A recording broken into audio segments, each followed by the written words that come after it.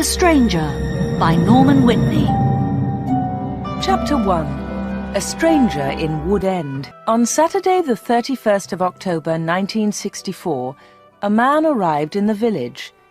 It was late in the evening. He was looking for somewhere to stay the night. He knocked at a door, and a woman opened it. "Good evening, madam," the man said. "I'm sorry it's so late, but can you help me, please? Is there a hotel in this village? I want to stay here tonight." The woman laughed. "A hotel? Here in Wood End? No, sir, I'm afraid there isn't." "What a pity," said the man. "I'm a stranger here, and I want to see your village tomorrow." The stranger was very polite. He was tall and had dark hair, and he had strange green eyes.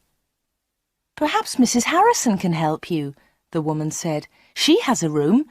Perhaps you can stay with her. Wait a minute, I'll get my coat and I'll take you there." The woman took the stranger to Mrs. Harrison's house. Mrs. Harrison gave him a room for the night. He was very glad. It was the last night of October, and it was cold. The next day was Sunday. The man looked round the village. He was very interested in the history of the village. He met some of the villagers and asked them their names. But he did not visit the church. That was unusual. The church in Wood End was the most beautiful building in the village. But the stranger was not interested in it. He did not go to church that night with all the villagers. It was the first Sunday evening of November. When the villagers came out of the church, the man had gone. They had all liked him. The ladies had thought he was very good-looking. A few weeks later he came back. It was the first Sunday in December. The villagers were coming out of church. It was cold and dark. "Hello," he said. "I'm back again. It's nice to see you all once more." His next words surprised everyone. "Perhaps you can help me," he said. "I'm looking for a house. I want to buy a house here." "Here?" someone said. "But why here? There's no work in Wood End for a young man. All the young people leave the village. They find work in Lydney, the nearest town." "I'll get a job somewhere," the stranger said. "Perhaps in Lydney." Then one of the villagers told him about old Mr. Smith's house. Mr. Smith had died in the summer. His house was empty. It was for sale.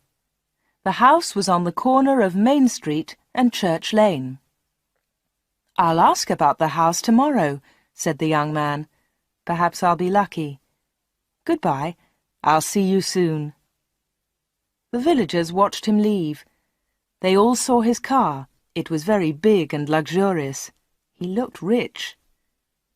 A few days later, Mr. Smith's house was sold, and in the middle of December the young stranger arrived. He moved into the house and worked very hard. He fixed the roof, he repaired broken windows, he painted and decorated, he changed the whole house. But there was a big surprise for the villagers. On the morning of Monday the 21st of December, they saw a big sign on the front of the house, and on the sign were these words: "The Corner Shop, Proprietor Dave Slatin." Chapter 2. The Village Meeting. The villagers could not believe it. A shop in Wood End. Everybody talked about it. There was once a shop in Wood End, but it had closed 20 years ago. Some people wanted the shop, but others did not. The villagers met in the evening in the village hall. Everybody was there. Everybody was interested in the new shop. "The corner shop is a good idea," someone said. "We need a village shop. We won't need to go to Lydney." Then Mrs. Harrison spoke. She liked the stranger, Dave Slatin. "I agree," she said. "A village shop is a good idea. It's too quiet here. Wood End needs a shop." "Nonsense," said Miss Brown. She was the village schoolteacher. "Lydney is not far away. There are lots of shops there." Soon everybody was shouting. Then Mr. Hart spoke. He was a very big man with a loud voice. "Listen, everybody," he shouted. "We've never had trouble in this village before. We've always been quiet and happy. Now this shop is causing trouble." "Let Mr. Slayton speak," someone said. "It's his shop. Let him speak." "Ladies and gentlemen," said Dave Slayton, "I don't want to cause any trouble. I'm still a stranger in your village. But I want to be one of you. I want to be your friend. I like the people of Wood End." He smiled, and a few people clapped. They liked him. "The corner shop will sell lots of things," he went on. "It will sell food and things for the house. Everything will be cheap, I promise." Everybody was listening carefully. "And I have another idea," he continued. "I'll sell village products." "What do you mean by village products?" asked Miss Brown. "I'll tell you, Miss Brown," he said. "I know that you make beautiful bread and cakes." Miss Brown smiled. Yes, she did make bread and cakes. Everyone knew that. "And you, Mr. Hart, I've seen your flowers. You grow beautiful flowers." Now Mr. Hart smiled. Yes, his flowers were beautiful. Everyone knew about them. "And Mr. Everett makes pots," someone said. "And Mrs. Davis makes dolls," said another voice. "And I do paintings of the village," said old Miss Lucy Gray. "Yes," said Dave, "you can all do something. You villagers are clever. You make lots of things. We can sell them to the tourists. In the summer, Wood End can make a lot of money." "But what about the money?" said Mr. Hart. "How will you pay us?" "That's a good question," said Dave, "and here's the answer. You'll bring your things to me, and I'll sell them for you. I'll keep some of the profit. You'll have the rest." "What a good idea," said Miss Brown. "Yes, I agree," said Mr. Hart. All the villagers agreed. Everyone in the village was happy with Dave Slayton's plan. The corner shop opened on Monday the 4th of January 1965. Soon the shop was busy, and Dave needed an assistant. The new assistant in the corner shop was Anna. She started work in late January.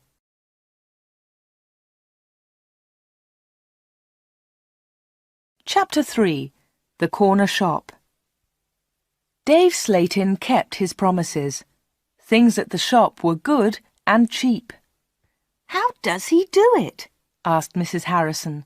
"It's winter, but he's selling lots of fruit and vegetables, and they're cheap. I never go to Lydney now." The other villagers agreed. The corner shop was a success, and Dave seemed happy. He paid Anna good wages. Sometimes her friend Peter helped at the shop, and Dave gave him money too. Dave advertised in newspapers, and the village products sold well. People from Lydney came to the corner shop. There were lots of visitors, and Wood End became more interesting. The villagers were surprised, but pleased. They were making a lot of money. Dave lived alone in a flat above the shop. He was very popular in the village, but no one ever went to his flat. No one ever saw inside it. At the bottom of the stairs there were 2 doors. One led into the stockroom. The other door had a notice on it. "Special orders only. Keep out." The door was always locked. Anna never went into the special orders room. "Why do you lock that room, Dave?" Anna asked one day. "What's in there?" "It's for special orders," he replied. "Big orders." "But you won't get any big orders in Wood End," said Anna. Dave said nothing. He did not want to talk about that room.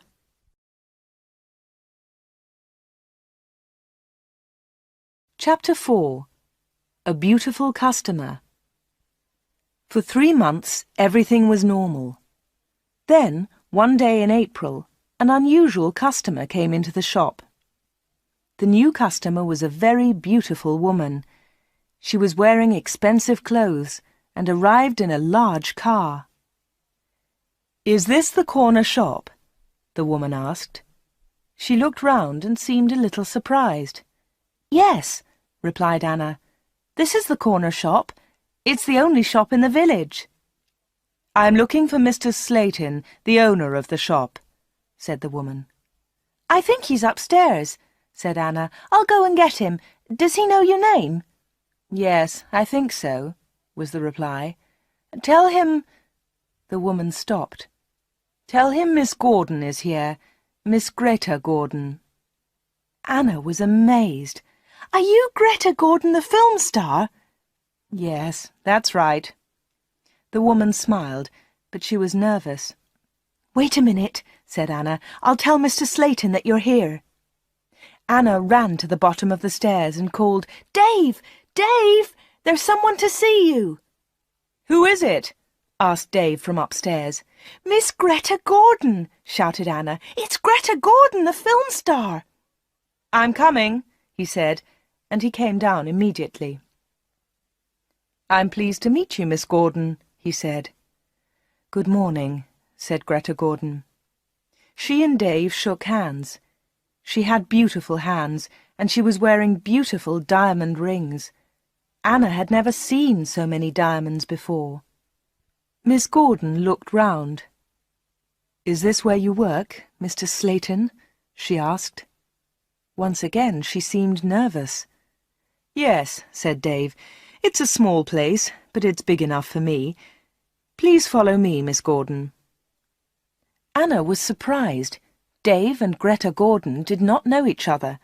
He did not call her Greta, and she did not call him Dave. He seemed to be in a hurry, and she seemed to be frightened. Anna watched them. Dave and Greta Gordon went to the back of the shop and into the special orders room. Greta Gordon was a special order customer. Anna thought that was very strange. She wanted to tell someone about Greta Gordon.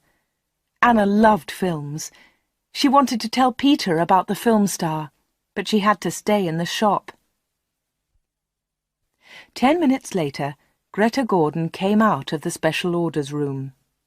Dave went straight upstairs, and Greta Gordon came to the front of the shop. The film star looked terrible. She was pale. She was crying. Her eyes were red with tears. "What's wrong?" asked Anna.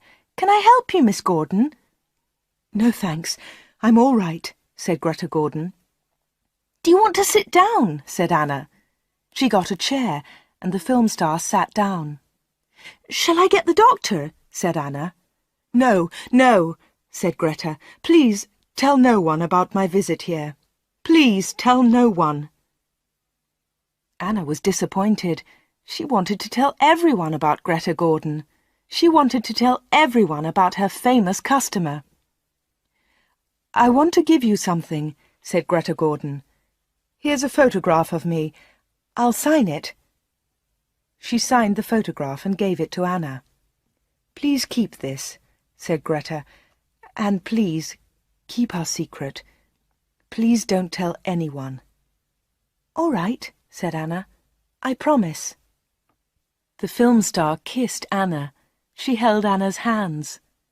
What a beautiful woman, thought Anna, and what beautiful hands. Then Anna noticed something. The diamond rings were gone.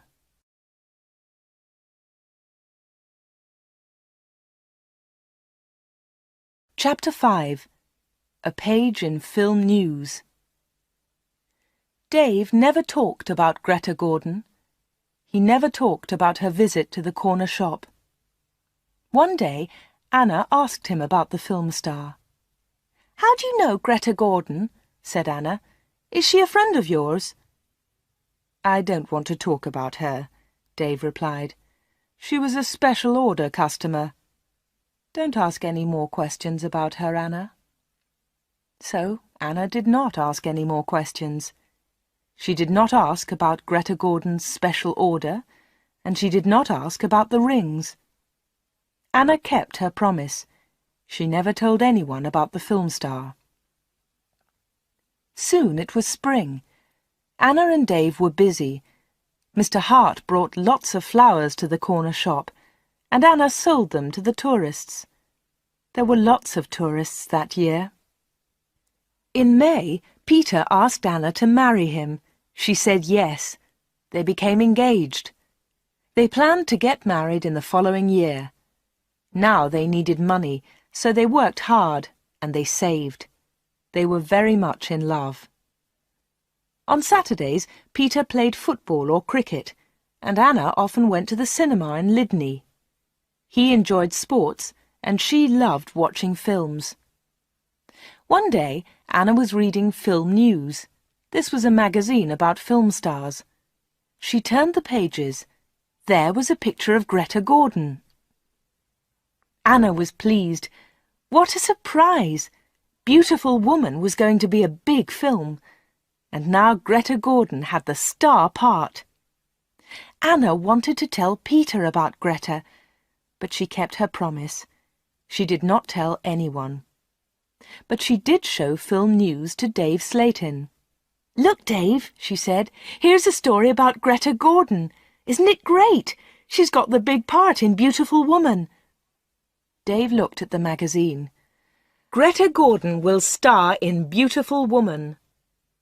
The star of Beautiful Woman was Joanna Lee, but Miss Lee has broken her arm. "I don't know what happened," said Miss Lee. "I was in my bedroom. I slipped and fell." Greta Gordon will now be the star of Beautiful Woman. "I'm so lucky," Greta told us yesterday. "I've always wanted the part. I can't believe it." "I don't know anything about films," he said. "Is Greta Gordon a big star?" Anna laughed.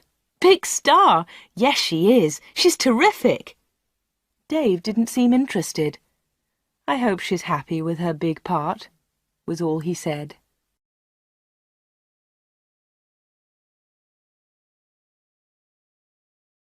Chapter 6. A Quick Kiss. Summer tourists were arriving in Wood End.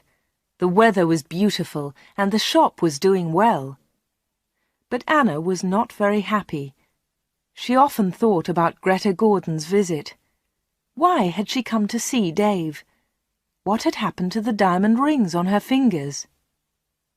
There was another problem.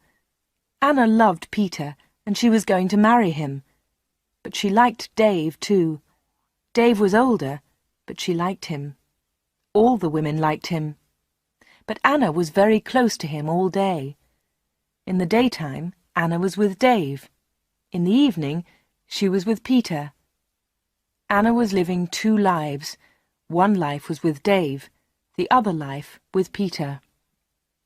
Then one Friday, Dave surprised Anna. "What are you doing tomorrow?" he asked her. "Would you like to spend the day with me? We can go anywhere you like. We can go in my car."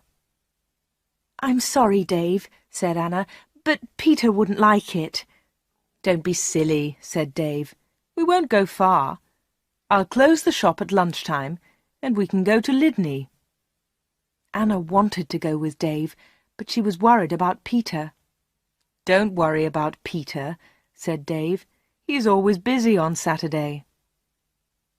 Anna thought for a moment. "All right," she said. "You take me to the best cinema and to the best restaurant. Then I'll come with you." "Of course," laughed Dave. "Anything you want, Anna." So the next afternoon, Dave and Anna went together to Lydney. They had a good time. Dave bought Anna a new, expensive dress. Then they went to a cinema and afterwards to a restaurant. Peter played cricket that Saturday. He never knew about Anna's day with Dave. He was playing in another village and returned to Wood End very late. Dave and Anna were also very late. Dave stopped his car near the corner shop. The night was warm. "Thanks, Dave," said Anna. "It was a lovely day." "I enjoyed it too," said Dave. He put his arm round her shoulders and kissed her. It was a quick kiss, but for Anna, it was wonderful.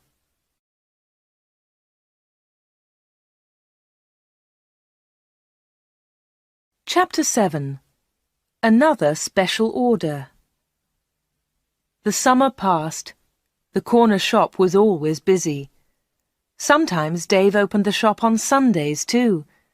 Anna earned a lot of money. Everyone thought that she was happy. But life was difficult for her. She liked Dave. He was her boss, and he was older than her.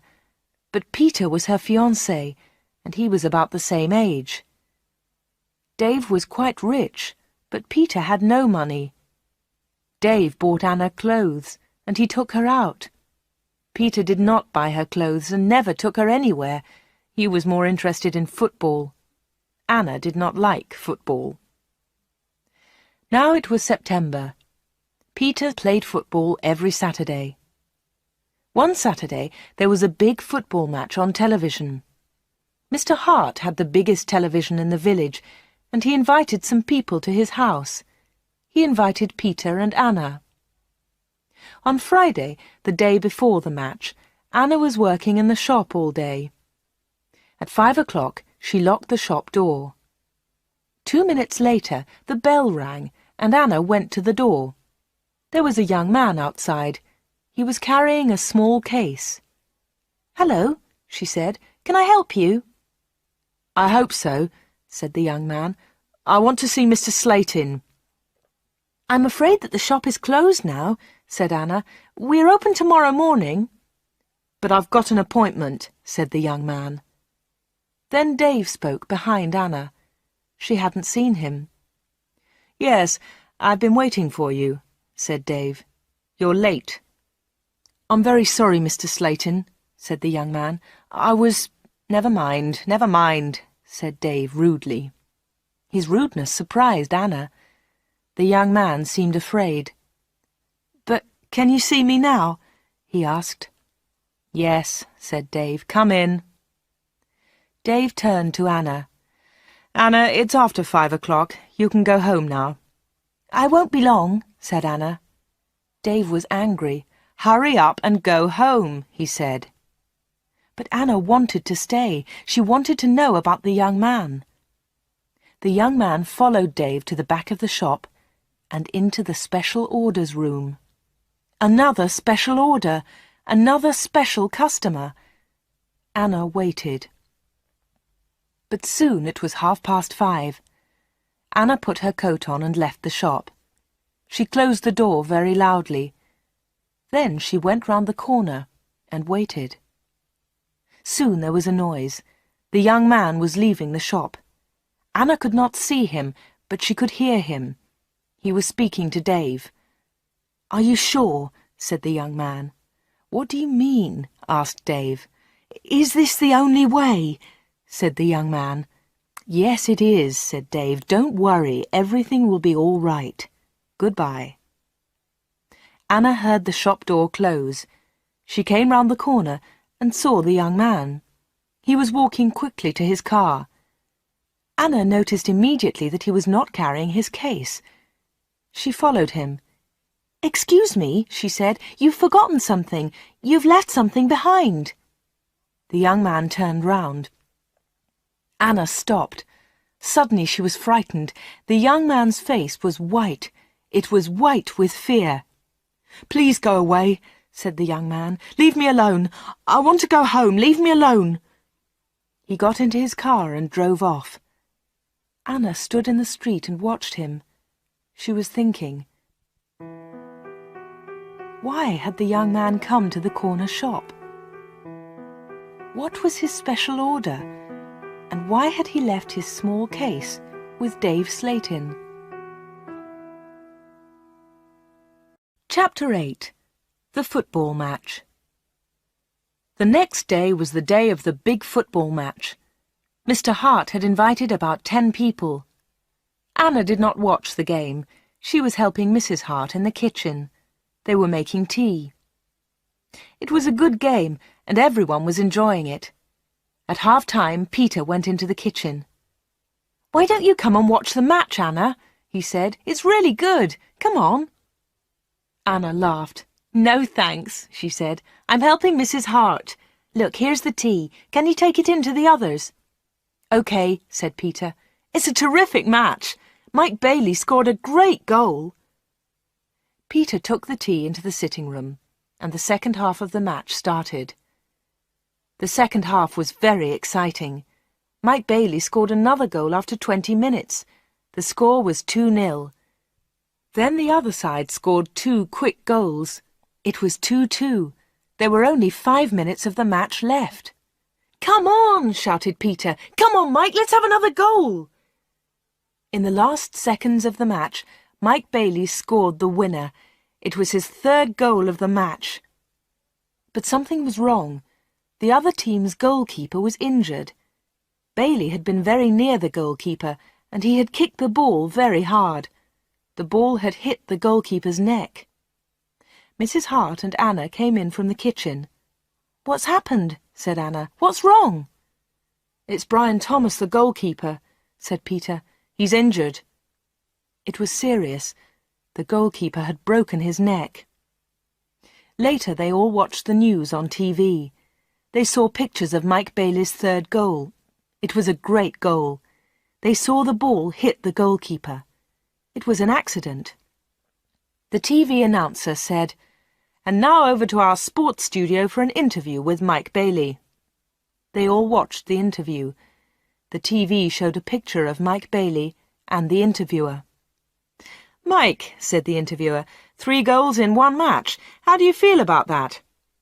But Mike Bailey said nothing. He could not speak. He tried to speak, but he could not. It was terrible. The interviewer tried another question. "Let me ask you about the 3rd goal, Mike. It was a great goal, but how do you feel about the injury to Brian Thomas?" It was a silly question. The injured goalkeeper would never play football again. Mike Bailey said nothing. He looked very ill. When the interview ended, Mr. Hart turned off the TV. No one noticed that Anna had left the room. Mike Bailey had looked frightened. Anna was frightened too.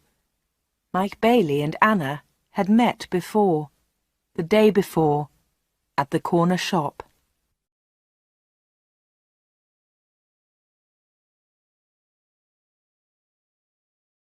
Chapter 9.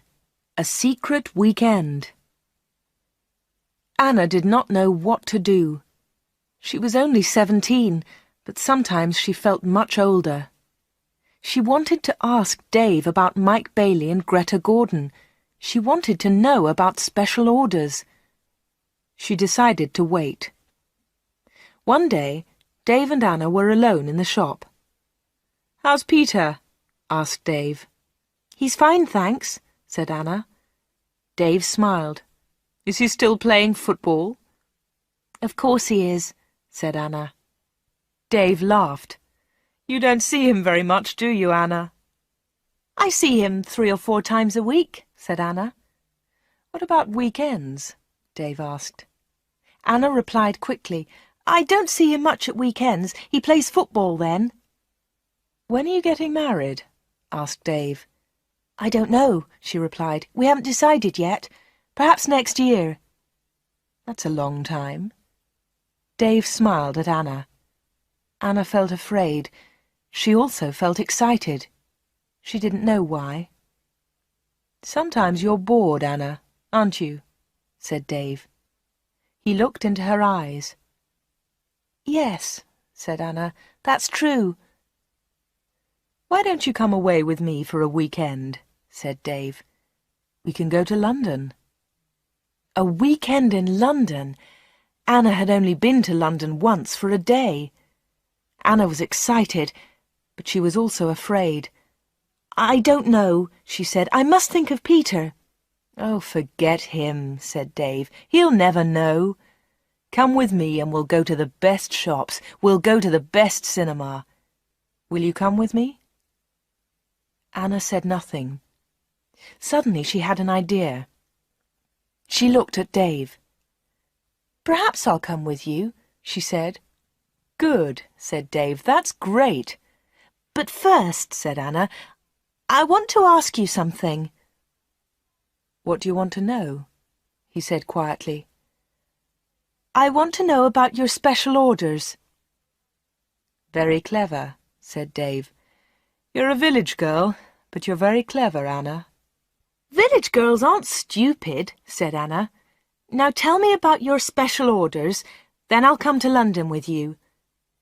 Dave was angry. One question. You can ask me one question, he said. Quickly, Anna asked, Why do people come to you? Why? One question. Only one, shouted Dave. All right, said Anna, but don't shout. Tell me, why do people come to see you? Dave thought about his answer. He spoke quietly. They come for help, he said. They need help, and I sell help to them. That's all. Anna didn't understand. What sort of help? She asked. One question, shouted Dave. I've answered your question. Anna said no more. She and Dave had made an agreement. Anna had asked her question. Dave had answered it. Dave had invited Anna to London for the weekend, and Anna went with him.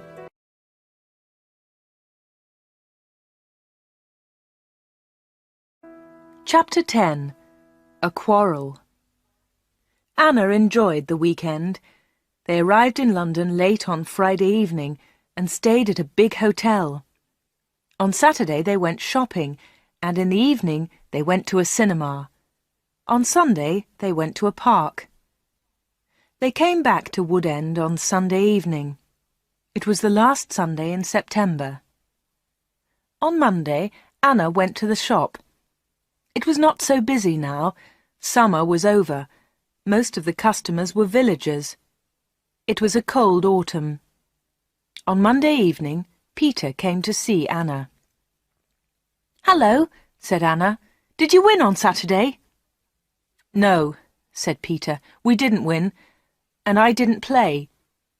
Anna was surprised. "You didn't play? Why not? What was wrong?" "I didn't feel very well on Saturday morning. I stayed in Wood End. I was in the village all weekend." Anna's face was red. Her voice was quiet.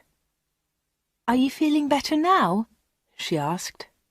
"No," said Peter, "and you know why." Anna tried to look surprised.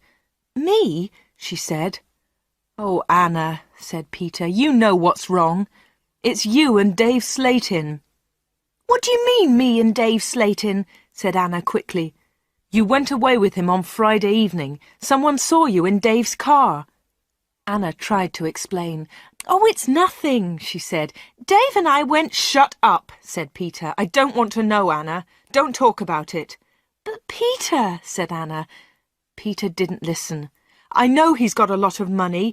He can take you to places. He's from a big city. I'm a poor village boy, Anna. But you must choose. You must choose between Dave and me. You can't have both of us." "I know that, Peter," said Anna, "and I don't want both of you. But listen, Peter, I want to tell you about Dave. There's something very strange about him." "Dave, Dave, Dave," Peter shouted. "You talk about him all the time. I don't want to hear his name again." Peter turned round and walked out of the room. He left Anna's house. Now Anna was alone. She was very unhappy. She wanted to talk to Peter. She wanted to tell him about Dave. She wanted to tell him about Greta Gordon and about Mike Bailey. But Peter had left her. Chapter 11. Arthur Reisman. It was October. It was cold and wet. Anna was not very busy at the shop. She was very unhappy. She was a different girl. She seemed older. She didn't go out much. She looked ill. Most of the villagers knew that Anna had quarrelled with Peter. They also knew that she had been to London with Dave. But no one was able to help Anna. She did not talk to anyone. Before, she had been a happy, smiling girl. Now she was sad and lonely. She went to the shop every day. She was waiting for another special customer. Anna did not wait long. It was the middle of the month. Anna was alone in the shop. It was almost lunchtime. A middle-aged gentleman came in. He was a big man with a very large moustache. He was well dressed, and he was carrying a large briefcase. "Good morning, miss," he said politely. "Good morning, sir," said Anna. "Can I help you?" Anna was very polite too. She was interested in this man. "I'm looking for Mr. David Slayton," said the man. Anna smiled. "Are you a salesman?" she asked. She knew that he was not a salesman. He didn't look like a salesman, but she wanted to talk to the man. The man smiled. "Yes, I am a salesman," he said. That was not true. Anna knew that the man was lying. Then she said, "Perhaps I can help you, sir. I usually speak to the salesman." She looked at the man's case. It had the letters ARICS printed on it. "Thank you," said the man very politely, "but I have a private appointment. I have come from London, and I must see Mr. Slayton." "I'm sorry," said Anna. "He's very busy at the moment, but I'll tell him you're here. What's your name, please?" The man smiled. "Roberts," he said. "Arthur Roberts." Anna went to the back of the shop. Dave was coming down the stairs. "There's a man in the shop," said Anna. "He wants to speak to you." "Thanks," said Dave, and he went to the front of the shop. "Good morning, Mr. Reisman," said Dave. "I'm pleased to meet you." Anna listened. Reisman! The man's name was Reisman, not Roberts. What a liar! The man did not look at Anna. "I'm pleased to meet you, Mr. Slayton," the man said. "Please come with me," said Dave. Mr. Reisman followed Dave. They went into the special orders room. A minute later, Dave came out. He came to the front of the shop. "It's lunchtime, Anna," he said. "You can go home now." "Thanks, Dave," said Anna. "I'm going in a few moments." Dave went back to the special orders room. Anna did not leave the shop. She waited. Anna wrote down the letters ARICS. She understood AR, Arthur Reisman, but she did not understand ICS. At 1:30, Anna heard noises. Mr. Reisman was leaving. Dave was talking. "Thank you, Mr. Reisman," said Dave. "And thank you," said Mr. Reisman. "You have helped me a lot." "Good," said Dave. "Goodbye, Mr. Reisman. My assistant isn't in the shop, but you can open the door. Goodbye." Dave went upstairs, and Mr. Reisman came into the front of the shop. Anna was sitting quietly in a corner. "Oh," said Mr. Reisman, "I thought you'd gone home." "No," she said. "I decided to have lunch in the shop today." Anna and Mr. Reisman looked at each other. They didn't like each other. There was silence. Anna spoke first. "Would you like to buy some bread, Mr. Roberts?" she said. "Reisman, my name is Reisman," said the man. Anna smiled. "I'm so sorry," she said. "Would you like to buy some homemade bread, Mr. Reisman?"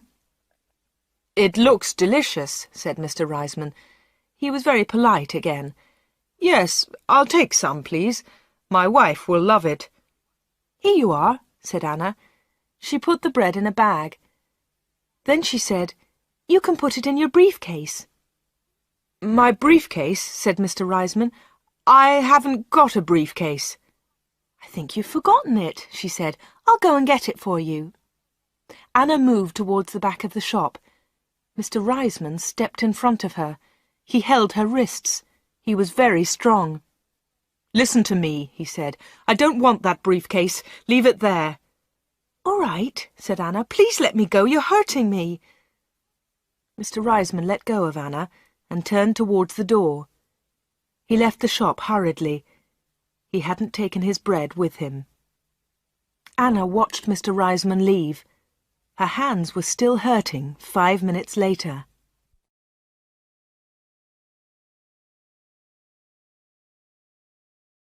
Chapter 12. Anna waits for news. Anna waited for some news about Mr. Reisman.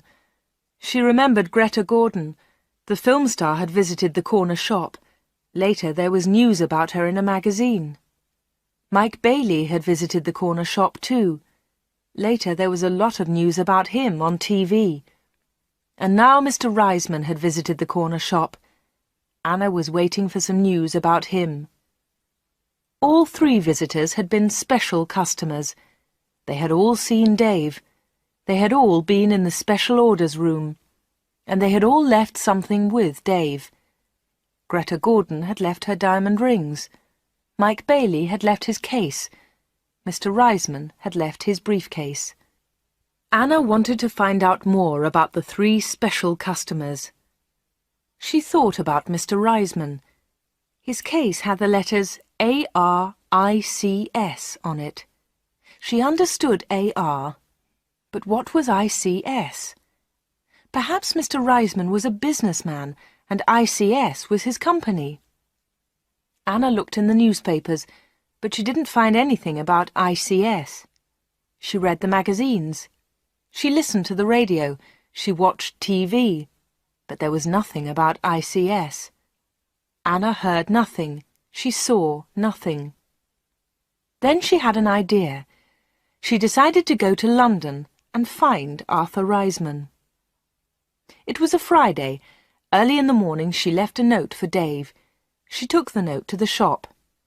"Dear Dave," it said, "sorry I can't come in today. I'm going to Lydney. I'm buying some things for my wedding. Anna." The note did not tell the truth, but Anna didn't care. Anna took a bus to Lydney and then caught a train to London. She got to Paddington Station at midday. She got off the train and looked for a telephone box. The telephones were near to the entrance to the station, but the boxes were all full. She stood and waited. Then Anna saw the letters ICS. There they were. They were on a huge advertisement. Anna had found the answer to her problem. International Computer Services. ICS. Perhaps that was Mr. Reisman's company. Soon one of the phone boxes was empty. Anna rang the number, 222-8959. "ICS, can I help you?" said a woman's voice. "Yes, please," said Anna. "I want to speak to Mr. Reisman, Mr. Arthur Reisman. I think he works at ICS." The woman laughed. "Works here? Yes, he does," she said. "He's the vice chairman of the company. Wait one moment, please. I'll get his secretary." Then there was another woman's voice on the phone. "Mr. Reisman's secretary, can I help you?" "Yes, please," said Anna. "I'd like to speak to Mr. Reisman." "Who's calling, please?" said the secretary. "Mr. Reisman doesn't know my name," Anna replied. "Is Mr. Reisman expecting your call?" the secretary asked. "No, he isn't," said Anna. "I'm afraid he can't speak to you now," said the secretary. "He's at a meeting now, and he's flying to Switzerland in an hour's time." "But I must speak to him for a few minutes," said Anna. The secretary became annoyed. "That's impossible," she said, "but I can take a message." "No, thanks," said Anna. "I'll call again next week. Will Mr. Reisman be back then?" "Yes, he will," replied the secretary. "Goodbye." And she put the phone down. Anna had found Mr. Reisman's company, but she hadn't spoken to him. Anna spent the afternoon in London. She went to see a film, then she had tea in a small cafe near Paddington Station. Her train left London at 6:30. She bought an evening newspaper and got on the train. Anna was tired, but she felt happy. After a few minutes, she looked at her newspaper. Anna was waiting for some news. There it was, on the front page. Private plane crash near London. 6 dead, all from ICS. 6 people were killed this afternoon in a plane crash at Enfield near London. The plane was flying to Switzerland. The passengers were all from International Computer Services, ICS. Among them was Mr. Alfred Gluck, the chairman of ICS. Mr. Arthur Reisman, vice chairman of ICS, told us, "I'm lucky to be alive. I was at a meeting today. The meeting went on for a long time, and I didn't catch the plane." Mr. Reisman will probably be the new chairman of ICS.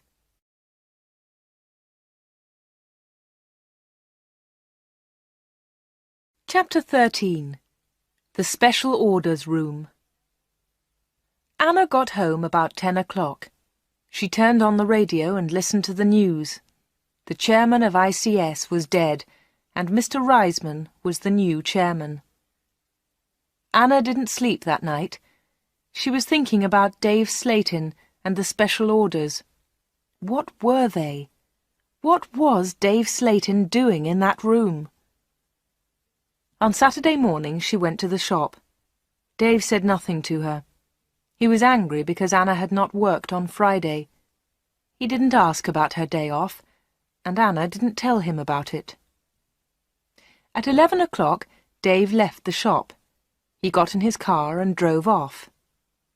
Anna was alone. This was her chance. She went to the back of the shop and turned the handle of the locked door. But the special orders room was not locked. Dave had forgotten to lock it. Anna opened the door and went into the room. It was a small room, dark and hot. Anna turned on the light, but it was not a very strong light. She looked round the room. There was a small table, 2 old chairs, and a lot of boxes. That was all. Special orders? There were no order books, no papers, no pencils. Anna walked round the table. It was difficult because there were a lot of boxes on the floor. Anna opened one of the boxes and looked inside. She found some old magazines and newspapers. Underneath, there were some dirty old clothes. But underneath the clothes, she discovered some money. Lots of money. British money, French money, American, German. There was money from all over the world. Anna was amazed. She had never seen so much money before. She looked round again and found Mike Bailey's case. It was empty. Then she found Arthur Reisman's briefcase. That was empty too. Then Anna looked into a bigger box. Inside it were some dolls with broken arms and legs. One of the dolls was very beautiful, but it had a broken arm. Anna put it on the table. Then Anna found a book about football. Inside there were some pictures of footballers, but the pictures were all torn. Anna put the book on the table. Anna looked into the box again and found some little cars. Most of them were broken. She found a small model aeroplane. It was broken too. Anna put all these things on the table.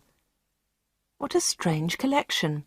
There was the money, the broken doll, the toy cars, the model aeroplane, and there was the football book with the torn pictures.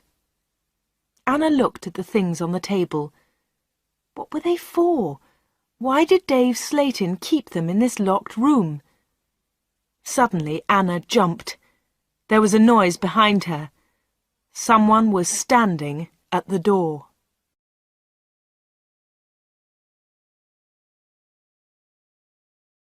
Chapter 14. The Special Customers. "What about the diamond rings?" said a voice. It was Dave Slayton. He was laughing. "I left the door open for you," he said. "I wanted you to go into this room this morning." Anna was frightened, but she tried not to show her fear. "You haven't found the diamonds," Dave said again. Anna remembered Greta Gordon's diamond rings. Were they in this room too? "Here," said Dave. He came into the room and picked up an old box. He took out the rings and threw them on the table. "They aren't yours," said Anna. "They belong to Greta Gordon." "They belong to me," laughed Dave. "She gave them to me." "But why?" asked Anna. "Why? Why did Greta Gordon give you those diamonds? And all this money? Who gave you the money?" "My special customers," said Dave. "My special customers gave me the money. It's mine now." "Mike Bailey and Mr. Reisman gave you all this money?" asked Anna. "Yes," said Dave. "You have seen some of my special customers, not all of them." "But why do they come?" Anna asked again. "These people come to me for help," replied Dave Slayton. "I help them, and they pay me." "But how do you help them?" asked Anna. Dave Slayton picked up the beautiful doll with the broken arm. "Do you remember Joanna Lee?" he asked Anna. Anna thought for a moment. "Joanna Lee?" she said. "Yes, of course I remember her. She's the actress who broke her arm. Greta Gordon got her part." "That's right," said Dave Slayton. "This doll is Joanna Lee." Anna felt more afraid. What kind of man was Dave Slayton? Dave Slayton pointed to a torn photograph in the football book. "Who's that, Anna?" he asked. Anna remembered the face. She had seen it on TV. "Brian Thomas," she replied. "He's a goalkeeper." "He was a goalkeeper," said Dave Slayton. Anna was terribly frightened now. Dave Slayton was an evil man. Dave Slayton moved close to Anna. He picked up the broken aeroplane. "And what do you think this is?" he asked Anna. Anna knew the answer, but she was too afraid to speak.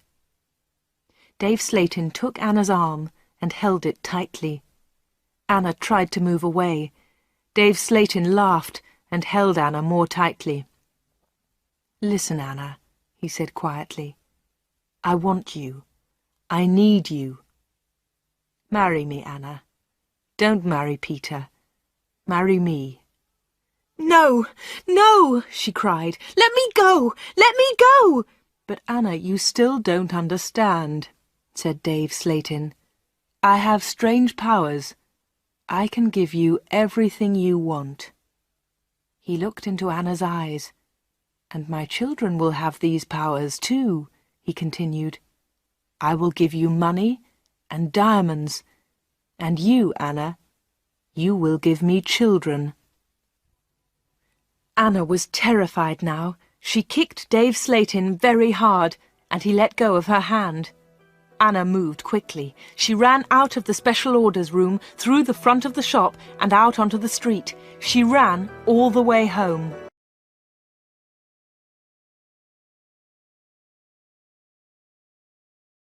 Chapter 15. The 31st of October.